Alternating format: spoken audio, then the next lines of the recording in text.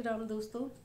ज्योतिष जीवन एवं कर्मपथ की टीम की तरफ से आपको नव वर्ष की हार्दिक शुभकामनाएं। आपका आने वाला समय मंगलमय हो और आपको अच्छा सेहत, अच्छे फाइनेंसेस और कैरियर में आपके इंक्रीज हो। आज हम बात करेंगे डिप्रेशन और एंजाइटी की।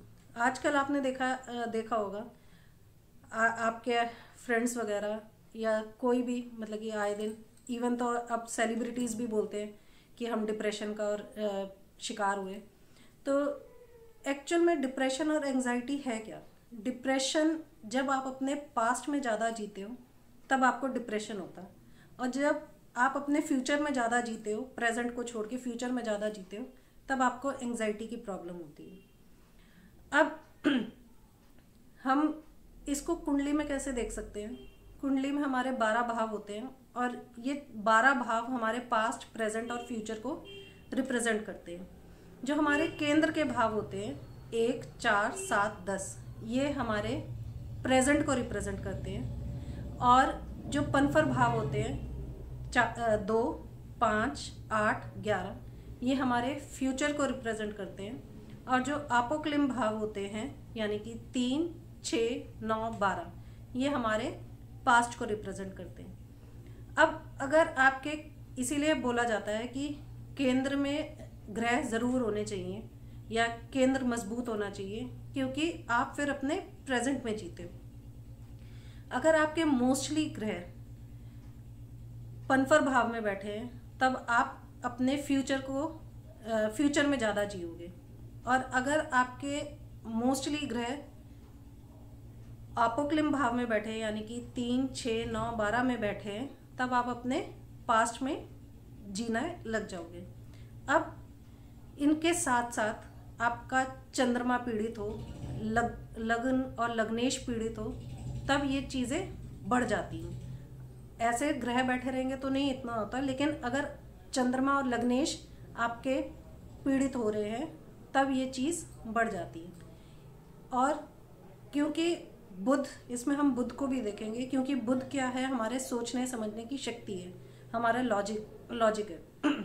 लॉजिकली हम कैसे सोच सकते हैं, हम अपने उससे कैसे बाहर आ सकते हैं, तो वो बुध है। तो बुध भी अगर आपका पीड़ित होगा यानी कि शनि से, राहु से, केतु से, तब ये प्रॉब्लम हो सकती है।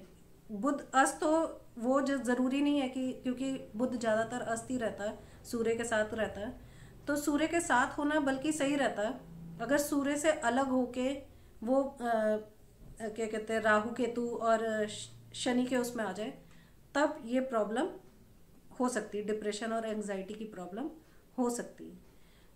चंद्रमा आपका पीड़ित हो, कि केमेंद्रुम योग में हो, या शनि राहु केतु के साथ इसका संबंध बन रहा हो, तब भी ये प्रॉब्लम हो सकती है।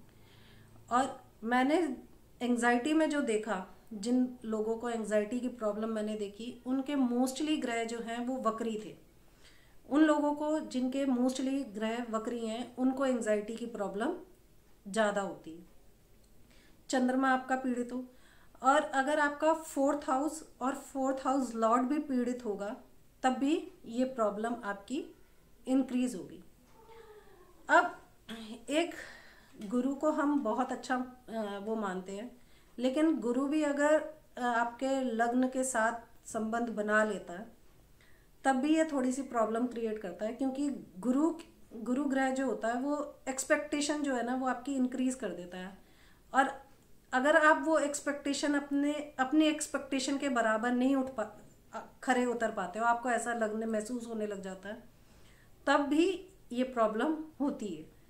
तो गुरु का संबंध भी आप देख सकते हैं। ऐसे कई बारी कुछ लोगों को ये सारी चीज़ें तो हो ही, चंद्रमा भी पीड़ित हो और लग्न और लग्नेश भी पीड़ित हो, और साथ में गुरु का भी कनेक्शन बन जाए लग्न के साथ।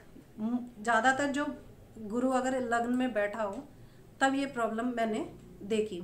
जिन कुंडलियों में गुरु लग्न में बैठ के वक्री था, उनमें एंजाइटी की प्रॉब्लम और किसी किसी केस में डिप्रेशन की प्रॉब्लम थी। तो इन चीज़ों को देखना चाहिए। सूर्य जो आपका आत्मविश्वास का कारक है, अगर वो भी कमज़ोर होगा, तब भी आपको डिप्रेशन की और एंजाइटी की प्रॉब्लम हो सकती है, क्योंकि आपके अंदर आत्मविश्वास की कमी होगी। तब आप अपने थॉट्स के ऊपर, मतलब कि जो एक्चुअल में जो थॉट्स हमको आगे लेके जाना चाह रहे हो, लेकिन आप उन्हीं थॉट्स में घिरे रहो, तो ये प्रॉब्लम बढ़ जाती है। तो इसलिए सूर्य बली होना भी ज़रूरी है। और जब ये मेन ज़्यादातर लोगों को ये प्रॉब्लम होती है, या तो वो राहु या केतु की दशा में ये प्रॉब्लम होती है एंजाइटी और डिप्रेशन की, या चंद्रमा की दशा में होती है, क्योंकि दशास तो हमेशा ही इम्पोर्टेंट रोल प्ले करती हैं। तो उन दशाओं में भी ये, अगर इनका संबंध बन रहा हो चंद्रमा से, लग्न से, तो ये प्रॉब्लम बढ़ जाती है। अब इसके लिए आप सिंपल जो उपाय कर सकते हो ये है कि आप अगर आपका चंद्रमा कमज़ोर है तो आप पूर्णिमा के दिन थोड़ी देर चंद्रमा की रोशनी में बैठें और शिव जी को जल दें। और सूर्य को तो जल हमेशा देना ही चाहिए। जितना आपका आत्मविश्वास मजबूत होगा, उतना ही आप किसी भी, कोई भी बीमारी हो, चाहे वो मेंटल हेल्थ हो, चाहे वो आपकी फिजिकल हेल्थ हो, आप उसको ओवरकम तभी कर पाओगे जब आपकी आत्मविश्वास आपके अंदर होगा और आपका सूर्य बली होगा। तब आप इससे बाहर आ सकते हो। आज के लिए बस इतना ही, फिर मिलेंगे। धन्यवाद।